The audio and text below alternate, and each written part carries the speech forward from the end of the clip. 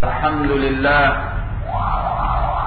نحمده تعالى ونستعينه ونستغفره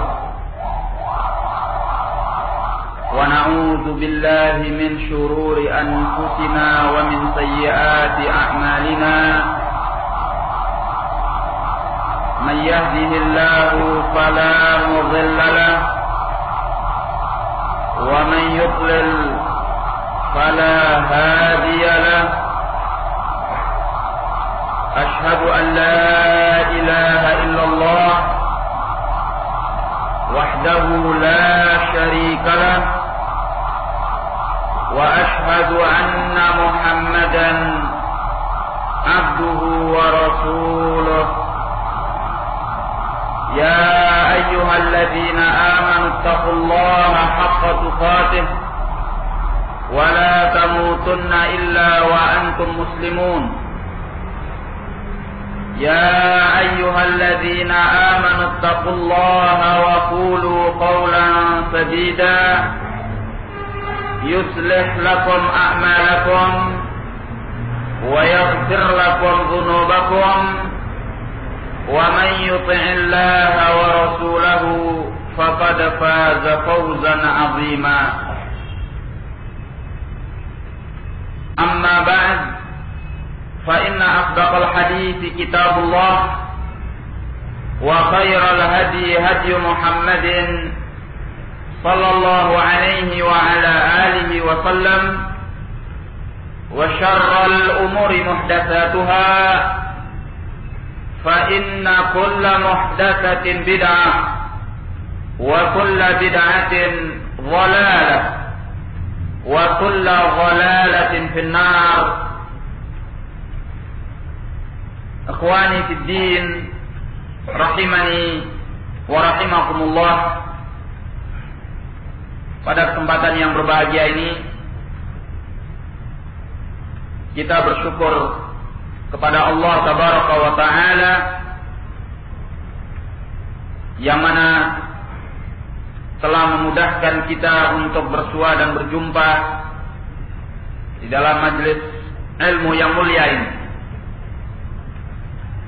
Di sini kita akan kembali melanjutkan pelajaran kita sebagaimana biasanya, yaitu kita membaca dan memahami sebuah risalah kecil karya Samahatul Syekh Abdul Aziz bin Abdullah Al-Syekh yang judulnya adalah Kitabullah wa Makanatuhul Azimah, mengenai Kitabullah dan kedudukannya yang agung. Pada pelajaran kita yang terakhir sudah diterangkan bahwasanya di antara perkara yang memudahkan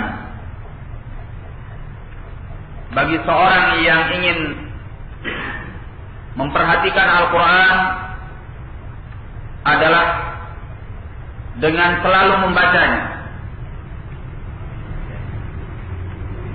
dan dianjurkan di dalam sunnah juga diamalkan oleh salafun salih, di mana seorang muslim hendaknya membiasakan diri untuk mengkhatamkan Al-Quran. Diterangkan dalam pelajaran yang lalu bahwa dianjurkan untuk dia mengkhatamkan Al-Quran pada setiap 7 hari, dan ini yang paling terbaik sebagaimana yang dilakukan oleh as-sahabah radhiyallahu anhum. Atau kalau memang dia ingin lebih daripada itu, dia bisa mengkhatamkan Al-Quran selama 3 hari, dan ini adalah batas yang paling maksimal di dalam mengkhatamkan Al-Quran.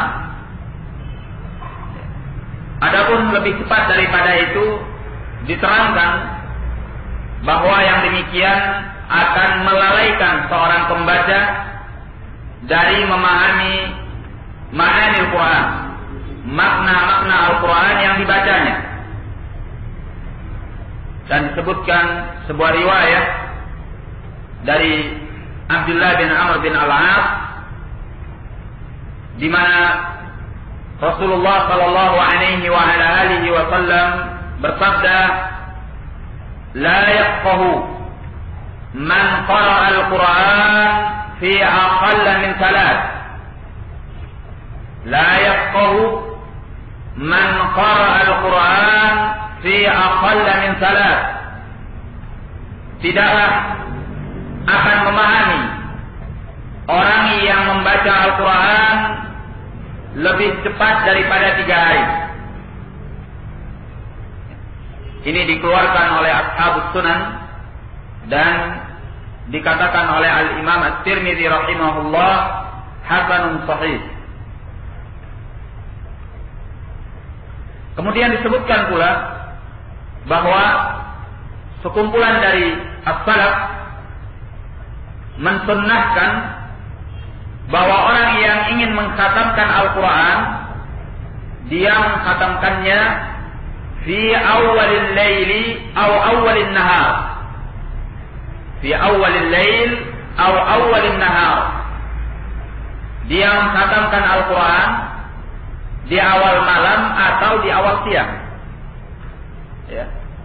Yakni di pagi hari atau di sore hari. Alasannya disebutkan bahwa al-malaikah tusalli ala man khatama bil laili hatta yusbih wa man khatama bin nahar hatta yumsi. Alasannya disebutkan oleh Samahatus Syekh hafizahullah bahwasanya al-malaikah senantiasa memberikan selawat kepada orang yang mengkhatamkan Al-Quran di malam hari sampai pagi harinya. Sebagaimana al-malaikah senantiasa berselawat kepada orang yang mengkhatamkan Al-Quran di siang hari sampai dia memasuki waktu malam hari. Nah, dan ini diriwayatkan secara mauquf dari Sa'ad bin Abi Waqqas dan dihasankan oleh Ad-Darimi rahimahullah. Nah,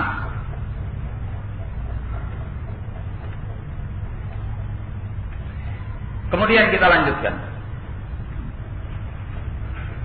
Sadisan, perkara yang keenam, yakni yang keenam dari perkara-perkara yang harus diperhatikan bagi orang yang ingin membaca Al-Quran dan menghafalnya. Sadisan, yajibu 'ala al-muslimi ay yas'a fi ta'allumi ma yaqa hatta yakuna 'ala bayyinatin wa fahmin lima yatlu. Kewajiban atas setiap muslim bahwa dia berupaya di dalam mempelajari apa yang dia baca dari Al-Quran, sehingga dia berada di atas keterangan yang nyata dan pemahaman terhadap apa yang dia membacanya. Nah, ini sangat dianjurkan, ya. Kalau kita membaca atau menghafal dari Al-Quran, ya, walaupun bacaan dan hafalan kita itu masih sedikit, kalau bisa kita upayakan apa yang sudah kita baca, apa yang sudah kita hafal, kita pahami, kita pelajari apa maksudnya, bagaimana penafsirannya, apa ucapan as-salaf min as-sahaba wa tabi'in wal a'immah tentang ayat-ayat yang sudah kita baca atau kita hafal. Ya. Bisa kita mulai sedikit demi sedikit. Ya. Nah, apalagi sekarang ini ada kemudahan bagi orang yang tidak mengerti bahasa Arab, dia bisa membeli terjemahannya. Ya. Di sana ada terjemahan tafsir Ibn Katsir rahimahullah atau terjemahan dari tafsir As-Sa'di rahimahullah yang akan memudahkan untuk kita memahami ayat per ayat dari Al-Quran yang sudah kita baca atau kita hafal. Nah, hasilnya apa? Dinyatakan oleh beliau, fayahsulu lahu at-tadabbur wal khusyu'u. Maka akan terhasilkan bagi orang tersebut at-tadabbur wal khusyu'. Dia dapat mentadabburi, ya, memahami apa yang dia baca, wal khusyu', dan akan melahirkan kekhusyuannya. Ya. Baik kekhusyuan itu di dalam dia membacanya ketika as-shalah atau dia membacanya di luar as-shalah. Karena dia sudah mempelajari bagaimana maksud ayat itu, bagaimana pengertian ayat itu, ya, apa hukum yang terkandung di dalamnya, bagaimana ucapan as-salaf atau ahli tafsir tentang ayat itu, dan sebagainya dan sebagainya. Nah, ini akan melahirkan at-tadabbur wal khusyu'. Baik. Karena laisa al-maqsud min al-Qur'ani mujarrad tilawah. Karena bukanlah yang dimaksud daripada Al-Quran semata-mata membacanya. Ya. Keliru kalau kita memahami bahwa yang dimaksud daripada Al-Quran adalah semata-mata kita membacanya. Ya. Membacanya itu adalah perkara yang ibadah, dianjurkan oleh Allah dan Rasulnya Sallallahu Alaihi Wasallam. Ya. Tapi lebih daripada itu, di samping kita membacanya adalah kita memahami, mempelajari apa yang kita baca. Ya.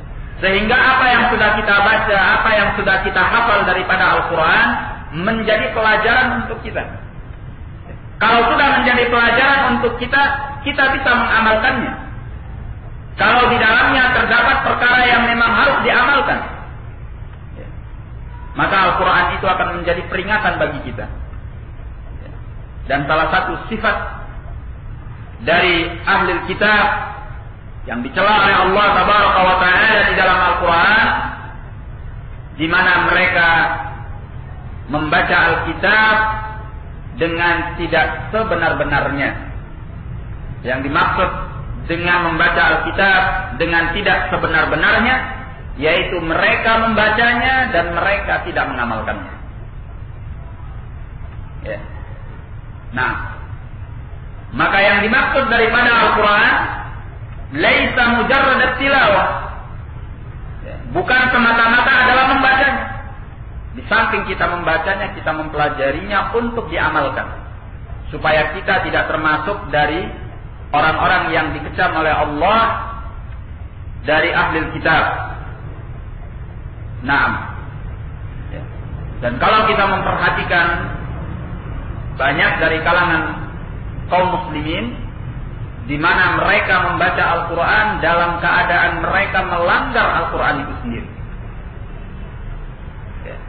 Mereka memperindah bacaan Al-Quran, berlomba-lomba untuk mempercantik bacaannya. Ya. Bahkan berlomba-lomba untuk menghafalnya dalam keadaan mereka menginjak-injak isi daripada Al-Quran itu di dalam amalan dan realita kehidupan mereka. Nah, ini sebenarnya adalah sikap ahli kitab yang dicela oleh Allah Tabaraka wa Ta'ala. Ya, kita tahu bagaimana al-Yahud. Apa sikapnya al-Yahud?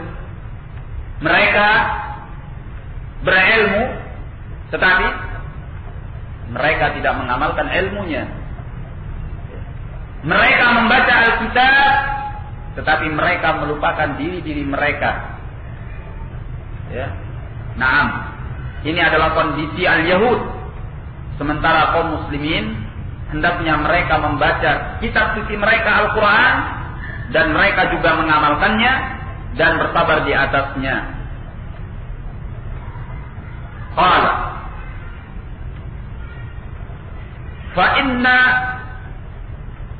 man hadhihi haluhu kana shabihan bihali ahli alkitab alladhina qala Allahu anhum wa minhum ummiyun la ya'lamuna alkitaba illa amani wa inhum illa yadhunnun.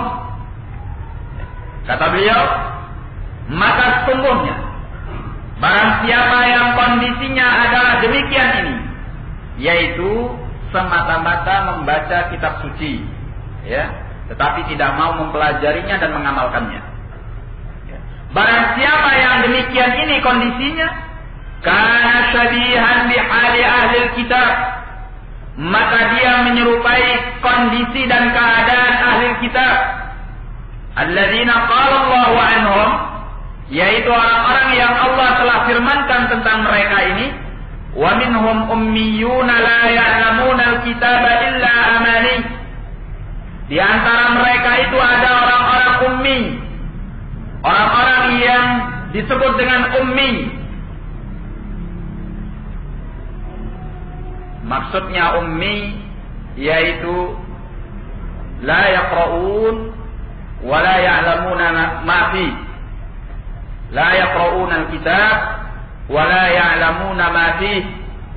Mereka tidak membaca atau tidak bisa membaca Alkitab dan mereka tidak berilmu tentang apa yang ada di dalamnya. Nah, di antara mereka ada orang-orang ummi, la ya'lamuna al-kitab illa amani.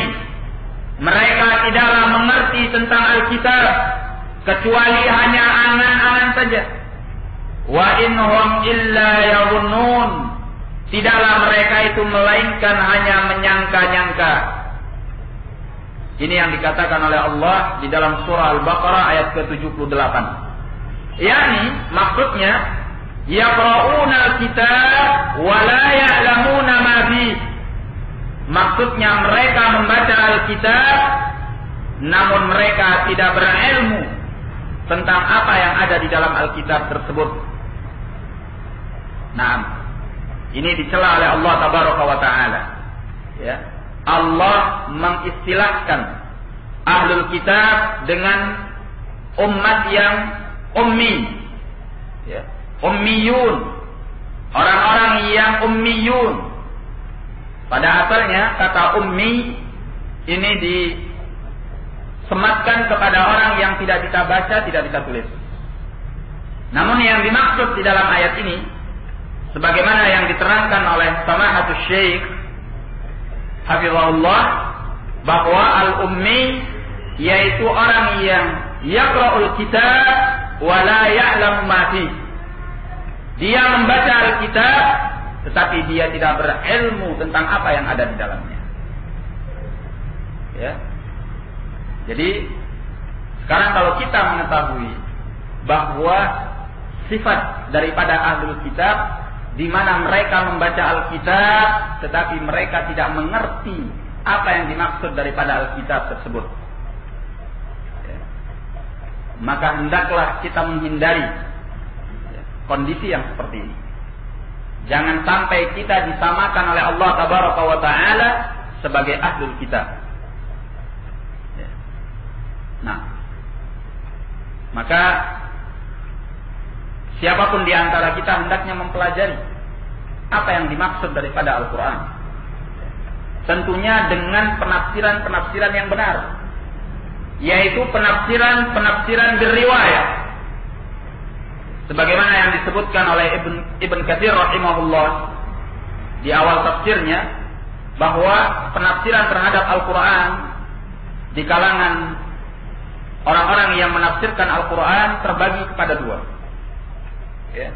Sebagian dari para ulama, dan ini yang selamat, di mana mereka menafsirkan Al-Quran berriwayat dengan periwayatan. Atau dengan kata lain, at-tafsir bil athar. At-tafsir bil athar. Penafsiran dengan riwayat.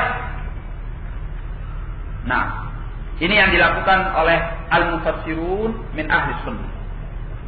Al-mufassirun min ahli sunnah. ya, di mana mereka menafsirkan ayat per ayat dengan riwayat-riwayat, ya. Nah, kemudian di sisi yang lainnya, yang kedua yaitu orang-orang yang menafsirkan Al-Quran berra'i, menafsirkan Al-Quran berra'i, di mana mereka menafsirkan Al-Quran dengan akal dan logika mereka.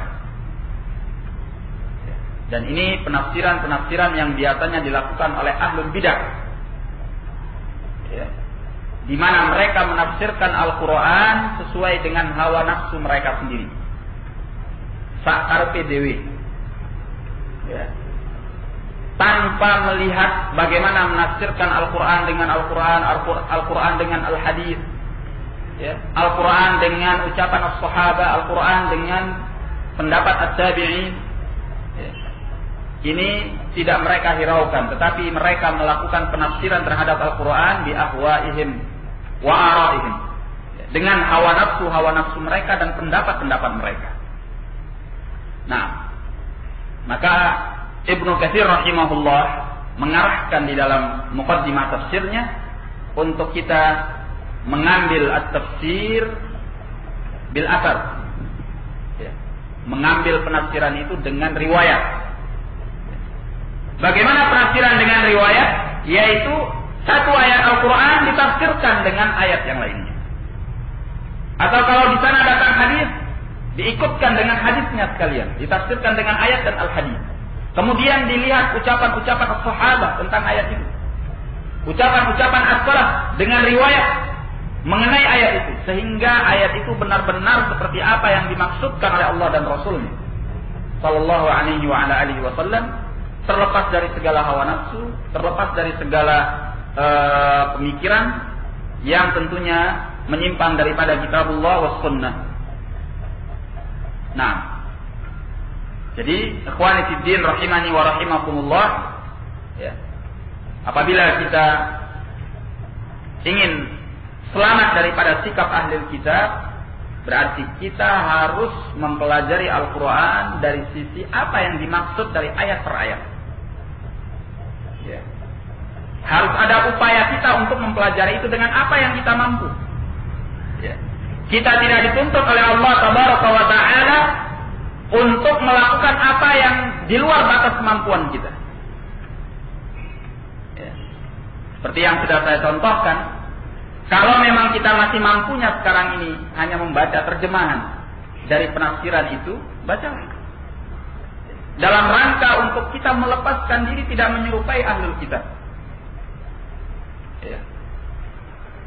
Dan kita perlu ingat bahwa Nabi kita Muhammad sallallahu alaihi wa ala alihi wasallam membawa syariatul Islam dalam keadaan beliau ingin benar-benar melepaskan umat ini dari kebiasaan-kebiasaan buruk ahlul kitab, Yahudi dan Nasrani. Berapa banyak kalau kita membaca hadis-hadis di mana Nabi sallallahu alaihi wa ala alihi wasallam beliau memerintahkan kita untuk menyelisihi ahlul kitab. Ya. Dan beliau menyatakan man tashabbaha biqaumin madza fahuwa minhum. Man tashabbaha biqaumin fahuwa minhum. Barang siapa yang menyerupai satu kaum, maka dia termasuk daripada kaum itu. Ya. Makanya Rasulullah sallallahu alaihi wa ala alihi wasallam sangat ingin menyelisih ahlul kitab. Ya. Kebiasaan-kebiasaan jelek dan buruk mereka yang telah dilaknat oleh Allah Tabaraka wa Ta'ala. Nah, maka diantaranya adalah di mana mereka membaca Alkitab, tetapi mereka tidak mau memahaminya, tidak berilmu tentang apa yang ada di dalamnya. Nah, maka kaum muslimin hendaknya mereka mempelajari Al-Quran dari apa yang mereka baca dan apa yang mereka hafal daripada Al-Quran tersebut. Ya, di sana banyak kutubut tafsir yang ditinggalkan oleh para ulama kita yang berbicara tentang tafsir Al-Quran bil athar atau bil riwayah. Ya, di sana ada tafsir bin Katsir rahimahullah, di sana ada tafsir Al-Qurtubi rahimahullah, ada tafsir Ibn Jarir rahimahullah, dan tafsir yang lainnya. Nah, dan termasuk yang sangat memudahkan yaitu tafsir Asy-Syaikh Abdurrahman bin Nasir As-Sa'di rahimahumullahu taala. Baik.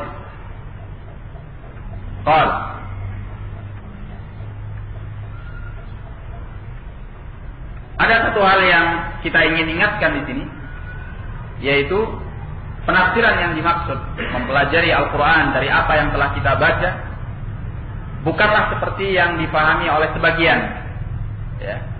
Sebagian memahami bahwa yang dimaksud dengan tafsir Al-Quran yaitu membaca terjemahannya. Ya. Maka ditulis di judul terjemahan Al-Quran, tafsir Al-Quran. Itu pada hakikatnya bukan tafsir, terjemahan Al-Quran. Ya.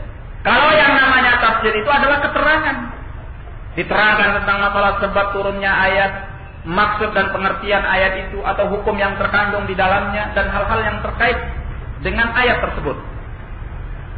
Ya. Bukan menerjemahkan ayat per ayat daripada Al-Quran. Itu namanya terjemahan, bukan tafsir. Ya. Jadi pembahasan kita di sini ketika kita dianjurkan untuk mempelajari Al-Quran, yaitu mempelajarinya dari tafsir Al-Quran, tafsir Al-Quran. Nah, yang ditinggalkan oleh para ulama kita, dan bisa dimulai dari yang paling ringan, dari apa yang kita mampu. Barakallahu fikum. Qala wa qad amara Allah bitadabburi kitabihi wa fahmihi fi ghairi mawdhi'in min kitabih. Allah tabaraka wa taala telah memerintahkan untuk mentadabburi, memahami kitabnya, wa fahmihi, dan memahami kitabnya, fi ghairi mawdhi'in min kitabih, bukan hanya pada satu tempat dari kitabnya. Yaqulullahu ta'ala, inna anzalnahu qur'anan arabiyyan la'allakum taqilun. Sesungguhnya kami telah menurunkan Al-Quran itu sebagai Qur'anan arabiyyan, sebagai Al-Quran yang berbahasa Arab. La'allakum taqilun. Semoga kalian adalah orang-orang yang berpikir. Nah, ini surah Yusuf ayat yang kedua. Kita perhatikan ayat ini. Pertama, Allah menyatakan bahwa Allah telah menurunkan Al-Quran sebagai Qur'anan Arabiyyan. Quran Arabiyyan, Quran yang berbahasa Arab. Ini membantah pendapat sebagian dari ahli bidah, di mana mereka menyatakan bahwa bahasa Al-Quran itu bukan bahasa Arab. Seperti aliran Tabugis, pernah dengar? Ya, mereka meyakini bahwa Al-Quran itu bukan berbahasa Arab. Lalu bahasa apa ya? Bahasa Al-Quran. Hadza khata'. Allah yang menyatakan di dalam Al-Quran, inna anzalnahu Qur'anan Arabiyyan. Ya. Kami telah menurunkan Al-Quran dalam keadaan berbahasa Arab. Nah, la'allakum taqilun. Mudah-mudahan kalian berpikir.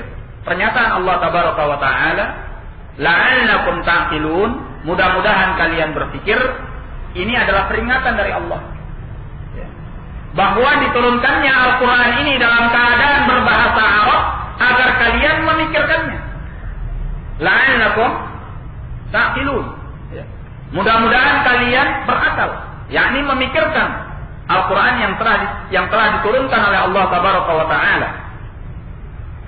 Baik. Wa yaqulu subhanahu. Allah Ta'ala juga berfirman, kitabun anzalnahu ilaika mubarakun liyadabbaru ayatihi waliyatadzakkara ulul albab. Sebuah kitab yang kami telah menurunkannya kepadamu wahai Nabi, mubarakun, sebagai kitab yang diberkati, liyadabbaru ayatihi, agar mereka mentadabburi ayat-ayatnya, waliyatadzakkara ulul albab, agar orang-orang yang punya pemikiran itu mau mengambil peringatan. Ini dalam surah Shad ayat yang ke-29. Ya. Jadi yang paling berharga daripada Al-Quran, tatkala kita membaca dan menghafalnya, kemudian kita mengerti apa yang ada di dalamnya, ya, mengilmui apa yang ada di dalamnya, mentadabburi apa yang ada di dalamnya, sehingga melahirkan rasa keimanan yang besar kepada Allah Tabaraka wa Ta'ala dan kitab sucinya. Ya, bukan Al-Quran itu diturunkan oleh Allah Tabaraka wa Ta'ala sebagai nyanyian saja. Kita hanya bermerdu-merdu dengan suara kita di dalam membaca Al-Quran, dalam keadaan kita tidak bertadabbur akan isinya. Kita tidak berilmu tentang kandungan yang ada di dalamnya. Ya. Bahkan banyak dari orang yang hafal Al-Quran itu tidak tahu apa artinya. Gak usahkan tafsirnya, artinya saja tidak tahu dari apa yang dia hafal. Ini adalah kekurangan yang tidak sepatutnya. Ya.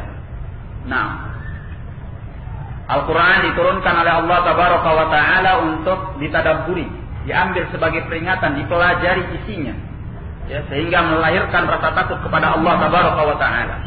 Bukan diturunkan dalam rangka untuk dijadikan sebagai jimat, jampi-jampi, ya, hanya sekedar untuk sarana kita mencari kemanfaatan yang bahkan membawa kita jatuh ke dalam perbuatan syirik. Nah, Allahul Musta'an. Ya, Al-Quran tidak diturunkan oleh Allah Tabaraka wa Ta'ala dalam rangka untuk diperjualbelikan dengan harga yang sedikit. Ya, bukan sarana untuk mencari makan dengannya.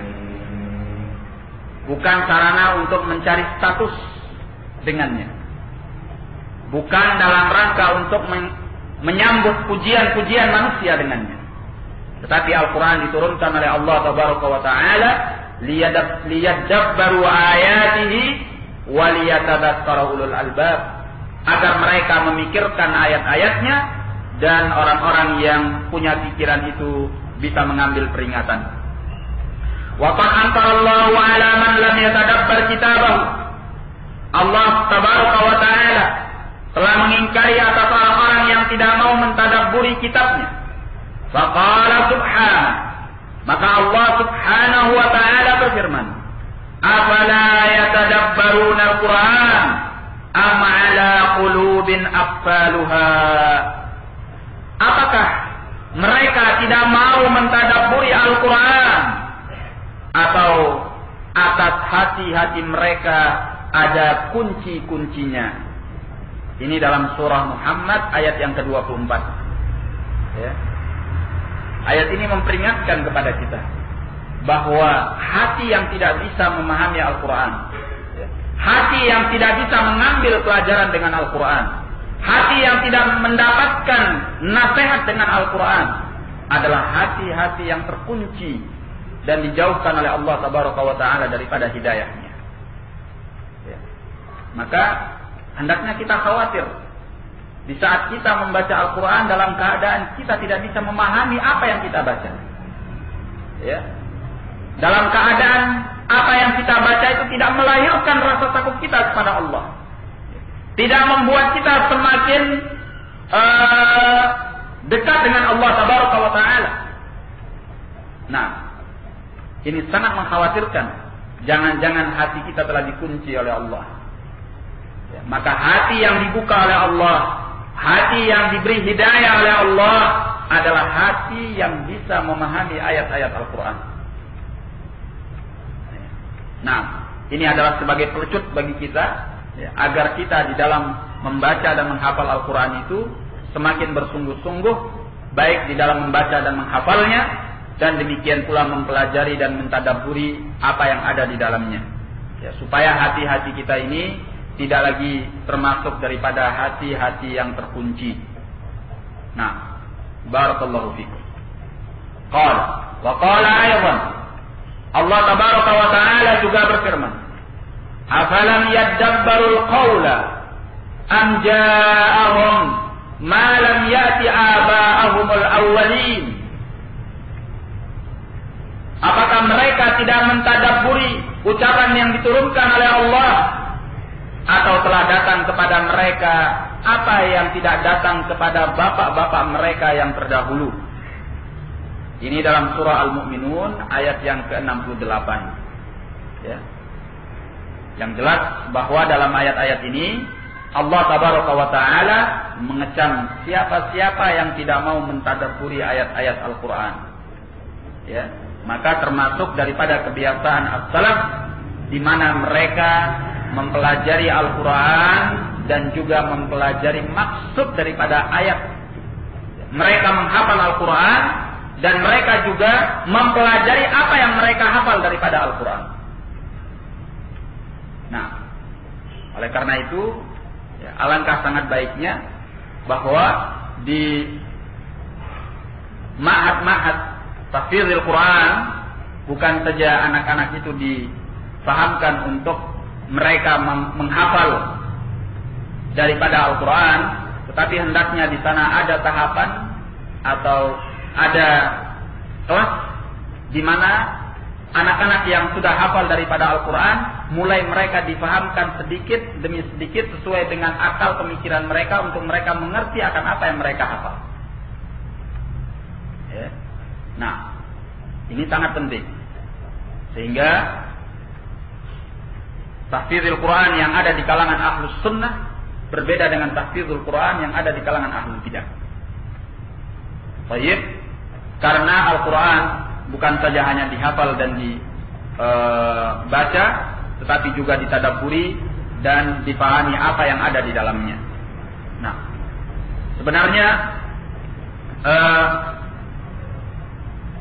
tatkala manusia hanya sekedar membaca Al-Quran tanpa memahami Al-Quran, ini membuat mereka sangat lalai daripada Al-Quran itu. Ya, bahkan sampai pada tingkat di mana orang yang membaca Al-Quran bosan dan jenuh terhadap Al-Quran. Ya. Kenapa dia bosan dan jenuh terhadap Al-Quran? Karena dia tidak paham, dia tidak mengerti apa yang dia baca dan apa yang dia hafal. Ya. Ibaratnya ketika dia membaca Al-Quran, menghafal Al-Quran seolah-olah dia sedang menghafal jampi-jampi atau ya, menghafal sesuatu yang dia tidak memahaminya, sesuatu yang asing baginya.